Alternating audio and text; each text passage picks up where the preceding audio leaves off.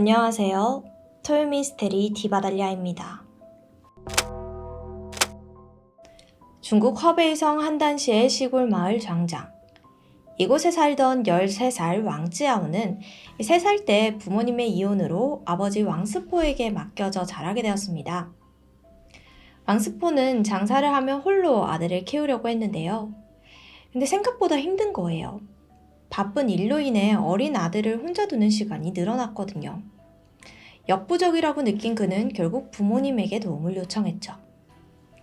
왕지아오의 조부모는 장장마을에서 사과 농사를 지으며 소박하게 살아가고 있었습니다.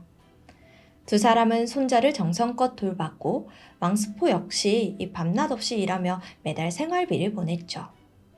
그는 6개월에 한 번은 꼭 집으로 와서 아들과 시간을 보냈습니다. 왕지아오는 이 조부모의 따뜻한 보살핌과 아버지의 헌신 속에서 별다른 문제 없이 잘 자라났어요. 하지만 중학교에 입학하면서부터 그의 삶은 점차 달라지기 시작합니다. 왕지아오가 다니는 규덴 중학교는 기숙학교였어요. 그래서 기숙사에서 지내면서 주말에만 집으로 돌아왔습니다. 하지만 2학년이 되자 갑자기 학교를 그만두고 농사일을 돕겠대요. 가족들은 공부를 해야 나중에 편하게 살 수 있다 이렇게 설득을 했지만 아이의 마음은 쉽게 바뀌지 않았습니다. 단 한 번도 이런 모습을 보인 적이 없었거든요. 그래서 아버지는 침착하게 아들과 대화를 나눴죠. 무슨 고민이 있는지 조심스럽게 물어보니 사실 아들이 학교에 제대로 적응하지 못하고 있었더라고요. 친구들에게 따돌림을 당하며 마음고생을 하고 있었던 것이었습니다.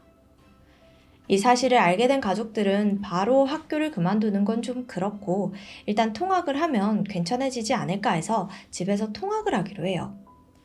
조부모는 등하교 시간마다 손주를 학교에 데려다주며 세심하게 보살폈습니다. 아버지도 담임교사에게 연락해서 부탁을 했죠. 아이가 힘들어하니 조금만 신경 써주세요. 라고요.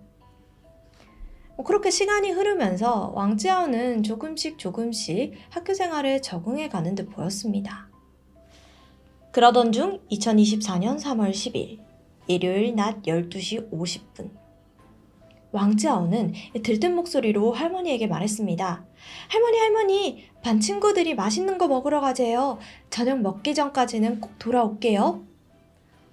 주말마다 집에만 있던 손자가 친구들과 놀러를 나간다고 하니 할머니는 기쁜 마음으로 허락해 줬습니다. 아이가 드디어 학교에 잘 적응한 것 같아서 흐뭇한 표정으로 배웅을 했어요. 오후 2시 할머니는 혹시나 하는 마음에 손자에게 전화를 걸었습니다. 왕지아오는 여전히 밝은 목소리로 전화를 받았습니다. 애들이 자전거 타고 데리러 온대요. 걱정 마세요. 재밌게 놀다 올게요. 오후 5시 밭일을 마치고 집에 돌아온 할아버지는 손자가 아직 돌아오지 않았다는 사실을 알게 되었습니다. 슬슬 저녁 시간이 다가오니까 전화를 했어요. 근데 핸드폰이 꺼져 있는 거예요. 출발하기 전까지 분명 충전해 둔 걸 봤기 때문에 불과 몇 시간 만에 이 배터리가 다 됐을 리는 없었습니다. 그리고 왕지아오는 평소에도 멀리 떨어져 있는 아버지의 전화를 받기 위해서 항상 핸드폰을 몸에 지니고 다녔거든요. 그런 아이가 아무런 이유 없이 핸드폰을 꺼둘 리가 없었어요. 할아버지는 왠지 모를 불길한 예감에 사로잡혔습니다. 즉시 마을 곳곳을 돌아다니며 손자를 찾아 나섰고 인근에 사는 큰아들과 며느리에게도 연락해서 함께 수색에 나섰어요. 그리고 곧바로 왕스포에게도 연락해 상황을 알렸습니다. 왕스포는 찌아오가 장군이라는 친구랑 놀러 간다고 하지 않았나요? 그 집에 한번 가보세요. 라고 다급하게 말했어요. 장군은 그 시각 집에서 게임을 하고 있었는데 처음에 할아버지가 찾아왔을 때는 왕지아오를 본 적이 없다고 말했죠. 하지만 할아버지가 거듭 따져 묻고 다그치자 결국 말을 바꿨습니다. 사실 넷이서 집에서 놀다가 걔 먼저 집에 갔어요. 라는 겁니다.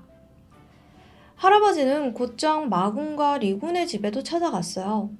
하지만 두 사람 모두 왕지아와 헤어진 뒤 그가 어디로 갔는지는 모른다고 대답했습니다. 일단 할아버지는 집으로 돌아가서 손자를 기다려보기로 했어요. 하지만 밤 10시가 되도록 돌아오지 않았습니다. 불안감이 극에 달한 가족들은 결국 경찰에 실종 신고를 접수했고 경찰은 즉시 마을 주변 CCTV 분석에 착수했습니다. CCTV에는 오후 2시 양쯔아오가 마군, 리군, 장군과 함께 있는 모습이 포착되었어요. 아이들끼리 잠깐 이야기를 나누더니 왕짜오는 장군의 전기자전거 뒤에 올라탔습니다. 그게 마지막이었죠. 그 이후로 그를 본 사람은 아무도 없었습니다. 경찰은 이 사건에 분명 아이들이 깊게 연관되어 있다고 판단을 했어요. 그래서 마을 이장님의 도움을 받아서 마군과 리군, 장군 세 아이를 불러 모았죠. 하지만 아이들은 하나같이 우린 모른다 이렇게 잡아떼는 거예요. 그래서 경찰이 CCTV 이미 다 확인했다고 말하니까 아이들의 표정이 확 달라지는 겁니다. 그러더니 마군이 갑자기 입을 열었어요. 어떤 난쟁이처럼 키 작은 남자가 왕지아오 끌고 갔어요. 경찰은 즉시 마을 곳곳의 CCTV를 다시 확인해 봤습니다. 하지만 문제의 그 남자는 어디에도 나오지 않는 거예요. 또 이상하게 여긴 워낙 작은 시골 마을이라 외지인이 들어오면 금세 눈에 띄거든요. 근데 주민 누구도 외지인을 봤다고 한 사람은 없었습니다.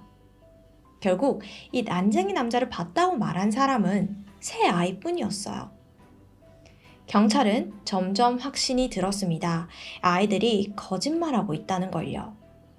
하지만 뚜렷한 증거나 자백 없이 아이들을 강하게 몰아붙일 수는 없었습니다.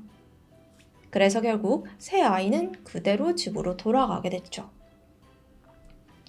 다음 날 새벽 1시 아들의 실종 소식을 들은 왕스포는 밤길을 마다하지 않고 한 걸음에 달려왔습니다. 경찰로부터 대강의 상황을 전해 들은 그는 한참을 말없이 생각에 잠겼죠. 분명 친구들과 약속이 있어서 나간 거라면 핸드폰으로 연락을 주고 받았을 텐데. 그 생각이 떠오르자 왕스포는 바로 아들의 휴대폰 신카드를 재발급받습니다. 그리고 곧바로 위챗에 접속을 했죠. 위챗은 중국에서 카카오톡처럼 가장 널리 쓰이는 메신저입니다. 왕지아오의 계정에는 친구가 많지 않았어요. 왕스포는 하나하나 대화를 눌러가면서 확인해 나갔죠. 그러던 중 뭔가 이상한 계정 하나가 눈에 띄었습니다. 프로필 사진은 낯선 여성의 얼굴, 계정 이름은 단순히 숫자 6. 왕스포는 이 계정과 대화 내용을 확인했고 결정적인 단서를 발견했어요. 실종 당일 오후 4시 10분 아들의 계좌에서 이 계정으로 191위안, 하나로 약 37,000원 정도가 이체된 기록이 있었던 겁니다. 그는 이 사실을 즉각 경찰에 알렸고 조사가 시작됐죠. 그리고 밝혀진 놀라운 진실. 6이라는 이름으로 위장된 그 계정의 정체는 다름 아닌 장군이었던 겁니다. 경찰은 곧바로 학교에 찾아가 수업 중이던 장군과 리군, 마군을 불러냈어요. 장군과 리군은 여전히 아무것도 모른다며 뻔뻔한 태도로 일관합니다. 하지만 마군은 경찰이 찾아오자 심하게 동요했습니다.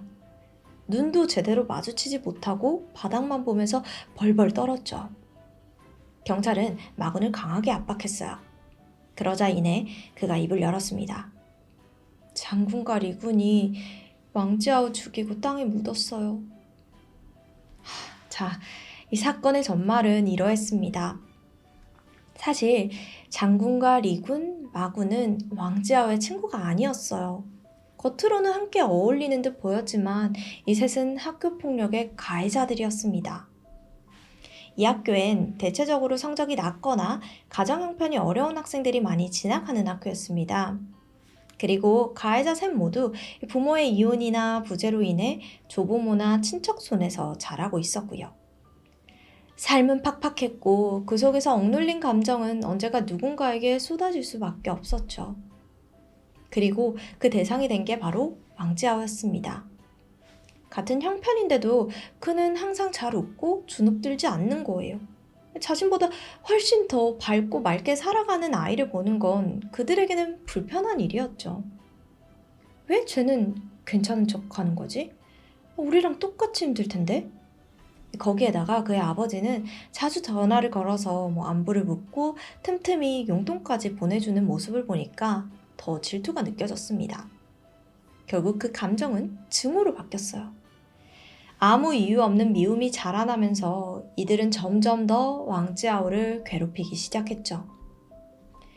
쉬는 시간에 화장실에 가면 청소도구 보관함에 가두고 기숙사에서는 밤 늦게까지 폭언과 폭행을 서슴지 않았습니다. 셋은 왕지아오를 괴롭히며 즐거움을 느끼고 돈을 빼앗으면서 우월감을 느꼈어요.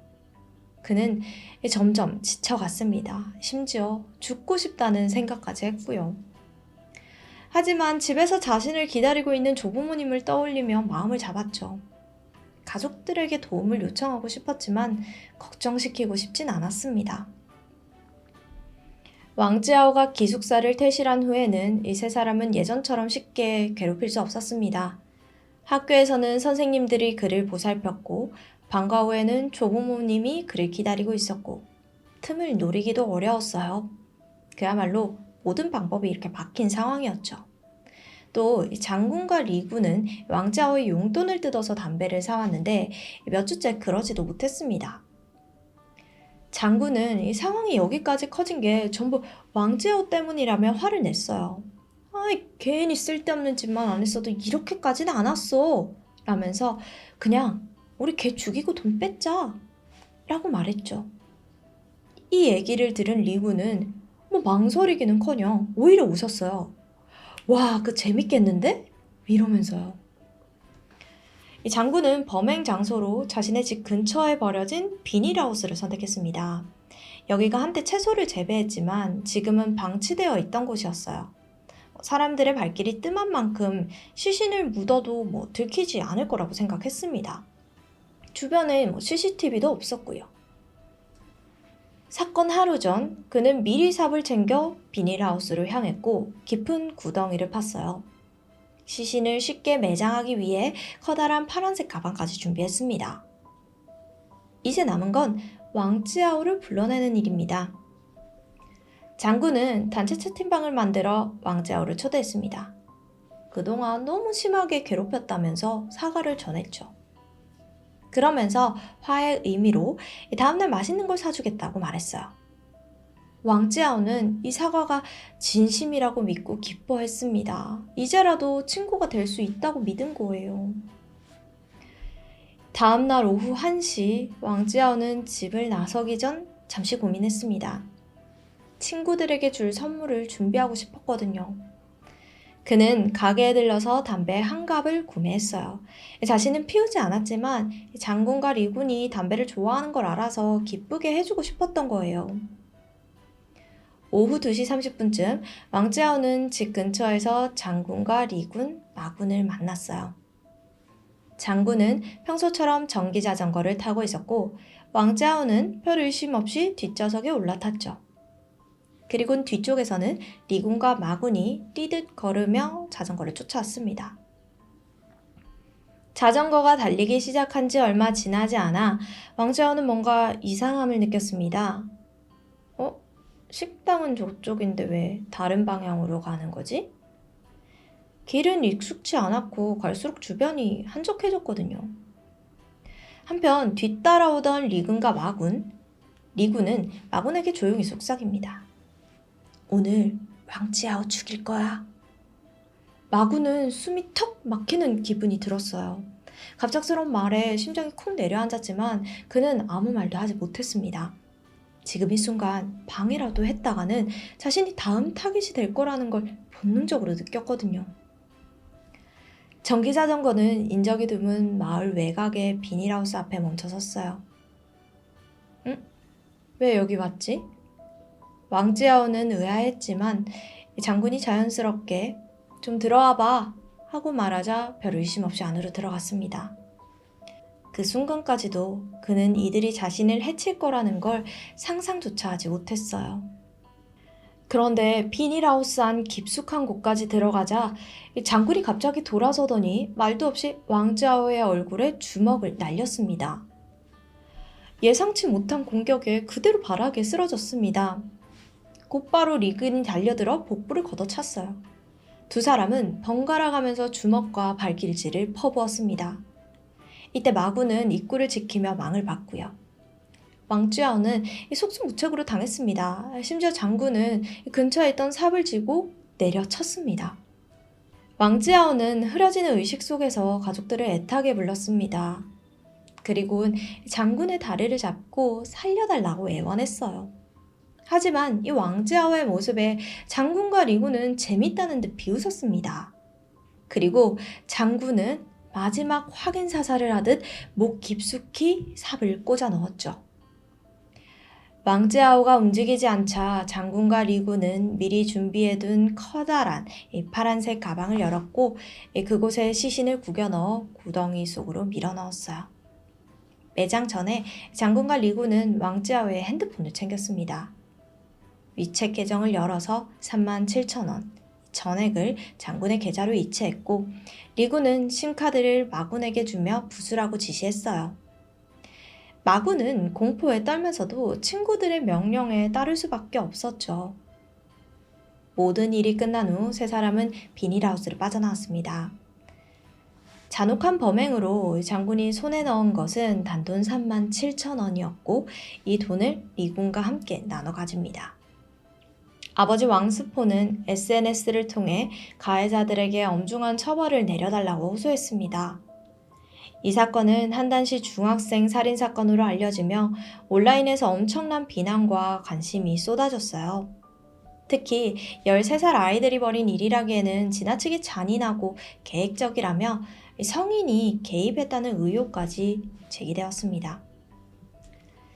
한편 학교 측은 이 끔찍한 사건을 단순히 불행한 사고로 규정을 하면서 책임을 회피하는 듯한 태도를 보였어요. 특히 이 피해자의 담임교사는 충격적인 발언을 했습니다. 요즘에는 아이들끼리 자주 어울렸어요. 저는 그냥 친구 사이인 줄 알았다고요. 가해자들과 이 피해자가 함께 있는 장면만 보고 폭력의 징후를 전혀 인지하지 못했다는 말이었습니다. 이 사건이 알려지자 SNS와 지역 커뮤니티에는 분노가 폭발했어요. 학교는 대체 뭘 하고 있었던 거죠? 아이 하나가 죽어야 관심을 가지는 교육 현실이 무서워요. 이미 이상 신호가 있었는데 외면한 건 아니에요? 이런 목소리가 점점 커졌고 학교에 대한 공식 조사와 책임 요구까지 이어지게 됩니다. 사건 발생 11일째가 되는 날인 3월 21일, 3명의 가해자에 대한 형사기소가 최종 승인되었습니다. 이번 사건은 단순한 학교폭력 사건이 아닌 계획적인 유인과 폭행, 사망에 이른 중대한 범죄로 판단됐기 때문이죠. 원래 중국은 2020년 이전까지만 해도 14세 미만의 소년범, 이른바 촉법소년에게는 형사 책임을 묻지 않았습니다. 하지만 갈수록 소년범죄가 흉포화되자 2020년 말에 특정 강력범죄에 한해서는 형사 책임 연령을 14세에서 12세로 낮추는 개정안이 통과되었다고 해요. 세 아이 모두 12세 이상이었고 범행의 성격이 고의적이며 잔혹하다고 판단돼서 처벌 대상에 포함된 겁니다. 중국 인민법원은 공식 입장을 통해 밝혔습니다. 미성년자에게 관용을 베풀 수는 있어도 범죄를 묵인할 수는 없습니다. 라고요. 재판에서 검찰은 장군을 살인을 계획하고 주도한 주범으로 지목했습니다. 리군 또한 범에게 적극 가담하고 피해자의 돈을 나눠 가진 공범으로 규정했죠. 마구는 직접 살인에 가담하진 않았지만 증거인멸을 도운 점이 지적됐습니다. 2024년 12월 30일 허베이성 한단시 중국 법원은 장군과 리군의 고의적 살인 혐의를 인정했습니다. 법원은 장군에게 종신형, 리군에게 징역 12년을 선고했죠. 13세 소년에 대한 종신형 판결은 전례 없는 강력한 처벌이었습니다. 반면 마구는 살인에 가담하지 않았다는 이유로 형사처벌을 면제받았습니다. 대신 특별 교정 교육이 내려졌죠. 재판 결과가 나온 후 유족들은 범인에게 응당 사형이 내려져야 한다며 재심을 강청했습니다. 특히 마군의 처벌을 강력하게 항의를 하면서 살인자에게 면죄부를 준 것이나 다름없다고 분노했어요. 아버지 왕스포는 아들과 매년 함께 떠났던 여행을 떠올리며 이제는 더 이상 함께 할 수 없음에 슬픔을 드러냈습니다. 어려운 가정 환경에서도 바르게 자라던 왕지아오. 죽음을 목전에 두고 가족들을 애타게 불렀다는 그의 마지막 모습이 가슴이 더욱 아픕니다. 마지막으로 덧붙이자면 이제는 우리나라도 촉법소년 연령을 지금보다 낮춰야 한다고 생각합니다. 요즘 아이들 형사처벌 안 받는 거 알고 범죄를 저지르는 경우가 굉장히 많아요. 법은 피해자를 보호해야 합니다. 하지만 제가 여러 기사들을 통해서 접한 현실은 법이 오히려 가해자의 방패처럼 작용되는 경우가 적지 않다는 점입니다. 지금까지 디바달리아였습니다. 안녕하세요. 토요미스테리 디바달리아입니다. 대한민국에서 입시 경쟁은 당연한 일이 된 지 오래입니다. 치열한 경쟁의식은 대한민국의 빠른 경제 성장을 이끈 주역이기도 하죠. 좋은 장점들이 많기도 하지만 학생들이 평생 입시에만 몰두한 나머지 인성이 부족한 거 아니냐는 지적도 끊이질 않습니다. 남을 이기는 것만 중요하게 여기고 함께 사는 법을 모른다는 거죠. 오늘 토요미스테리에서 들려드릴 이야기도 이러한 경쟁심이 불씨가 되어 창극으로 번진 사건입니다. 그럼 오늘의 이야기 시작해볼게요. 2010년 8월 황량이라는 이 남성은 중국 푸단대학교 의과대학원에 지나갑니다. 푸단대학교, 여기가 2023년 QS 세계대학 랭킹 순위에서 34위를 차지했던 명문대학입니다. 그만큼 똑똑한 거죠. 학부 시절부터 성실한 학생으로 알려져 있던 그는 우수한 성적으로 대학원에 지나가며 부푼 꿈을 안고 있었습니다. 황량의 본가는 푸단대학교에서 무려 2,000km 떨어진 스촨성이에요. 그래서 학교 기숙사에서 생활을 하기로 하죠. 황량은 성실함을 잃지 않고 열심히 자신의 꿈을 향해 달려갔습니다. 그렇게 석사 1년 차를 무사히 마친 그는 새로 기숙사 방을 배정받게 되는데요. 그 방이 421호실이에요. 그럼 룸메이트도 바뀌겠죠. 이 방에는 린서나오라는 친구가 살고 있었습니다. 린서나오는 황량과 동갑으로 중국 남부 광저우에서 온 학생이에요. 황량과 같은 학년에 똑같이 우수한 성적으로 의과대학원에 진학한 수재였죠. 많은 공통점을 가지고 있던 서로가 좋은 룸메이트가 될 수 있을 거라는 예감이 들었습니다. 이들이 함께 생활한 지 수개월이 지난 2013년 4월 1일. 평소와 다를 것 없이 아침에 일어난 황량이 기숙사 정수기에서 물을 따라 마십니다. 꿀꺽꿀꺽. 오늘 물맛이 조금 이상하네. 뭔가 평소와는 다르게 느껴지는 거예요. 이상하다고 느낀 그는 정수기 물통을 갈았습니다. 룸메이트인 린서나오에게 정수기 물이 좀 이상하지 않냐고 이렇게 물어보고 싶었지만 리는 침대에서 곤히 잠들어 있었죠. 자는 사람을 깨울 수는 없으니 별일 아닐 거라고 생각하고 나갈 채비를 했습니다. 연구 자료를 찾기 위해 도서관에 찾아 공부를 하던 중 그는 몸 상태가 좋지 않다는 걸 느꼈어요.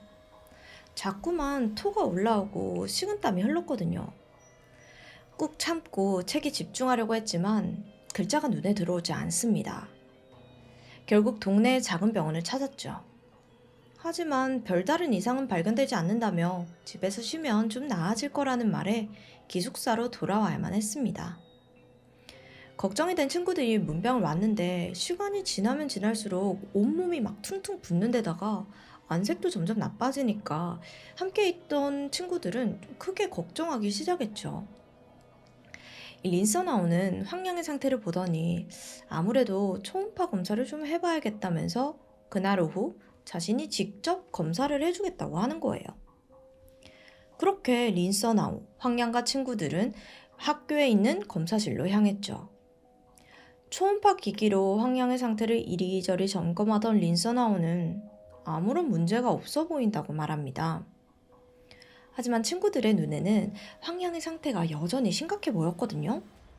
초음파에서 문제가 없다고 그냥 내버려둘 수 없었던 친구들은 다른 원인을 찾아봐야 한다며 황급히 황량을 병원으로 데려갔습니다. 황량의 상태를 본 의사들도 깜짝 놀랐어요. 곧바로 혈액 검사와 같은 기초적인 검사를 해봤더니 간 수치와 혈소판 수치에서 이상이 있는 것을 발견합니다.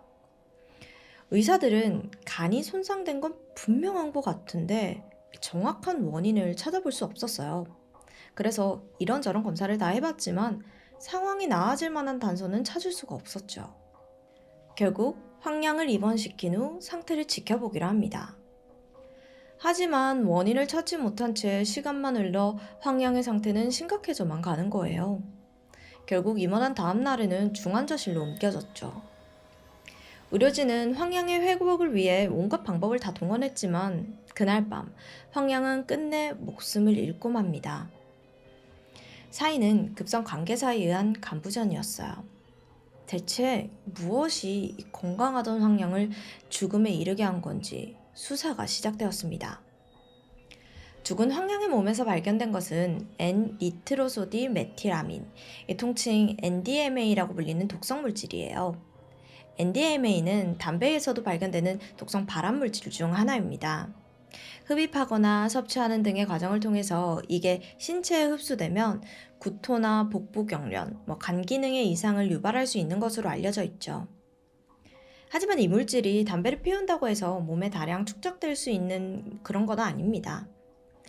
조사 결과 황량은 직접 NDMA를 섭취하고 중독된 것으로 판정이 됐죠. 이런 물질을 대체 어떻게 먹게 된 걸까요? 그러고 보니 황량이 며칠 전에 정수기 물맛이 이상하다고 했던 거 기억하시죠? 그 물이 문제였던 게 아닐까요? 2013년 4월 12일 경찰은 황량의 기숙사 정수기에 누군가 NDMA를 주입한 게 맞다고 발표합니다.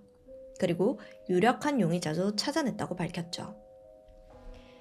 경찰이 지목한 유력한 용의자는 다름 아닌 룸메이트 린서나우였습니다.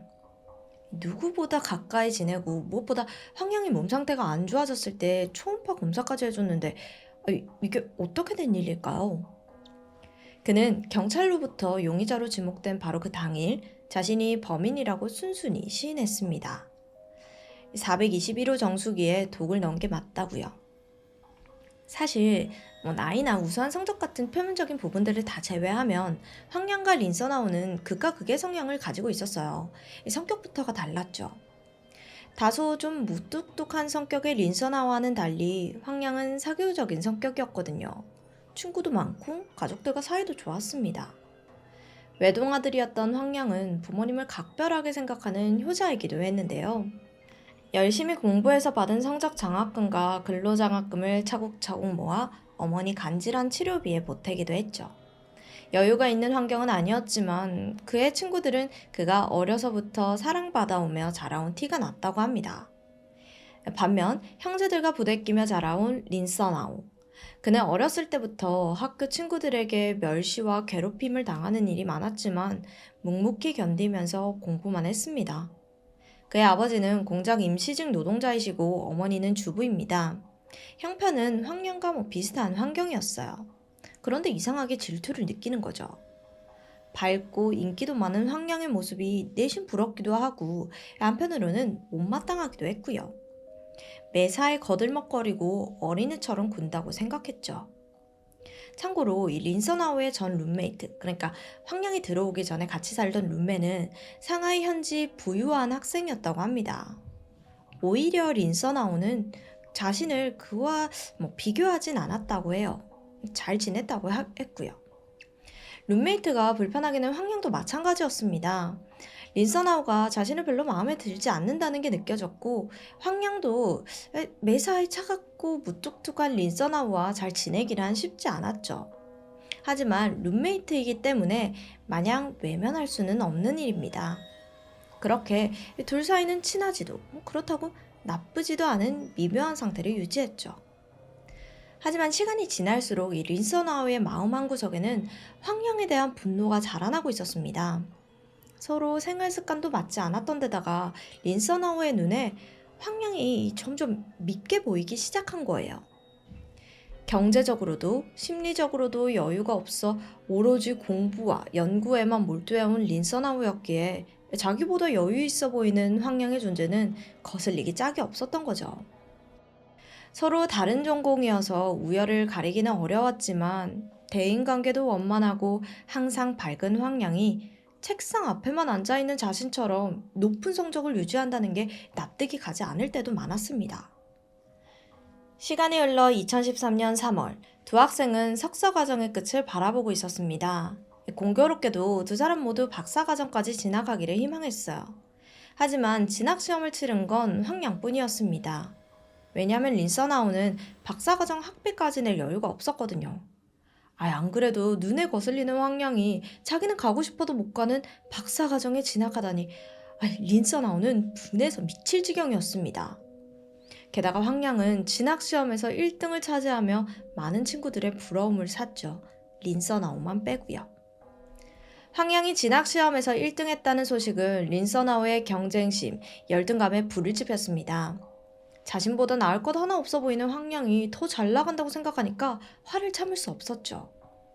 눈앞에서 안 보이기라도 하면 좀 나을 텐데 같은 방을 쓰는 사이라 그럴 수도 없었습니다. 그런 룸메이트의 마음을 아는지 모르는지 황량은 린서나우에게 곧 석사 졸업이니까 동기들과 졸업여행을 가자고 제안하기도 했어요. 린서나우는 딱 잘라 거절합니다. 속으로는 팔자도 좋다 이렇게 생각했죠. 린서나우는 이 모든 상황이 원망스럽기만 했습니다. 그리고 2013년 3월 31일 자신의 억울함과 분노를 풀기 위해 넘어서는 안 될 선을 넘고 말죠. 그는 푸단대학 실험실에 열쇠를 가지고 있던 학교 동기에게 한 가지 부탁을 합니다. 잠깐 실험실 문을 열어줄 수 있겠냐고요. 두 사람은 평소부터 잘 알고 지내던 사이였기 때문에 동기는 별 의심 없이 열쇠를 빌려줬어요. 열쇠를 손에 넣은 그는 204호 실험실에 들어가 NDMA가 든 병과 주사기 몇 개를 들고 나옵니다. NDMA가 어떤 물질인지는 린서나우 본인도 아주 잘 알고 있었죠. 2011년에 바로 그 실험실에서 동물 실험을 진행하면서 그 효과를 두 눈으로 똑똑히 봤으니까요. 기숙사로 돌아온 린서나우는 황량과 함께 쓰던 정수기 물통에 NDMA를 주입해 놓습니다. 황량은 뭔가 맛이 이상하다고 생각하고 뱉어내기를 했지만 이미 마신 물은 그의 몸속으로 흡수되었습니다. 범행을 들킨 뒤 린서나우는 황량이 물맛이 이상하다고 추궁할까봐 무서워서 눈을 감고 자는 척을 했다고 진술을 했어요. 아무래도 도둑이 제발 저렸던 것 같네요. 그죠? 황량의 몸 상태가 급격히 망가진 이후 린서나우가 초음파 검사를 해주겠다고 한 것도 모두 이유가 있는 행위였던 것으로 보입니다. 검사를 하고 이상이 없다고 했던 것은 진짜로 이상이 없어서 그랬던 게 아니라 황량이 치료를 받지 않고 더 아파지기를 바랬던 것 때문이었죠. 황량이 병원을 찾아 이런저런 검사를 받을 때 의사들이 원인을 찾지 못해 우왕좌왕할 때도 린서나우는 입을 열지 않았습니다. 만일 그때라도 황량이 NDMA에 중독되었다는 사실을 알렸다면 그는 살아있지 않았을까요? 린서나우는 검찰 조사에서 자신의 죄를 순순히 시인했습니다. 하지만 재판장에서는 황량을 죽일 생각은 전혀 없었다고 항변했죠. 4월 1일이 만우절이라 조금 장난을 치려고 했었던 것뿐이라는 황당한 주장을 하기도 했습니다. 약품을 쓰기는 했지만 물에 희석했기 때문에 치사량에 훨씬 못 미치는 양이 지나지 않다며 절대 고의는 없었다고 강조했고요. 하지만 검찰의 생각은 달랐습니다. 린서나우의 범죄에는 고의성이 다부다나는 입장이었죠. 초음파 검사를 하고도 문제가 없다고 거짓말을 한 점, 병원에서조차 아무 말을 하지 않았던 점, 그리고 무엇보다 NDMA를 30ml나 사용한 점이 문제시되었어요. NDMA 30ml는 치사량 10배 이상에 달하는 양입니다. 아무리 물에 탔다고 해도 린서나우가 주장하는 것처럼 가벼운 정도는 아니었다는 거죠. 그가 무엇을 목적으로 물에 NDMA를 탔는지는 명확해 보였어요. 2014년 2월 법원은 검찰의 손을 들어주었습니다. 린서나우는 고의적이고 계획적으로 황량을 죽였다는 이유로 사형 선고를 받았죠. 린서나우의 부모님은 자랑스러운 의대생 아들이 사형수로 전락하는 것을 보고 충격에 빠졌습니다. 어떻게든 아들의 형벌을 줄여보기 위해 황량의 부모님에게 사죄를 하면서 정말로 황량을 죽일 의도는 없었다는 주장도 굽히지 않았고요. 하지만 2015년 1월 상하이 고급 인민법원에서 열린 항소심에서도 결과는 바뀌지 않았습니다. 그리고 2015년 12월 9일 감옥에 있던 린서나우와 광저우에 있는 그의 가족들에게 우편 한 통이 도착했는데 이 중국 대법원이라고도 할 수 있는 최고 인민법원이 린서나우의 사형을 승인한다는 통지서였죠. 사형 집행일은 이틀 뒤인 12월 11일로 린서나우의 가족들에게 간 통지서에는 면회를 갈 거면 그 전에 만나라는 내용도 포함되어 있었습니다. 그의 아버지가 부랴부랴 사형을 코앞에 둔 아들을 찾아갔어요. 그 짧은 만남을 끝으로 아들은 형장의 이슬로 사라졌습니다. 린서나우는 이 친구의 고통스러운 죽음을 몰아넣은 뒤에도 고의가 아니었다는 주장을 반복하며 어떻게든 처벌을 면하려고 노력했습니다.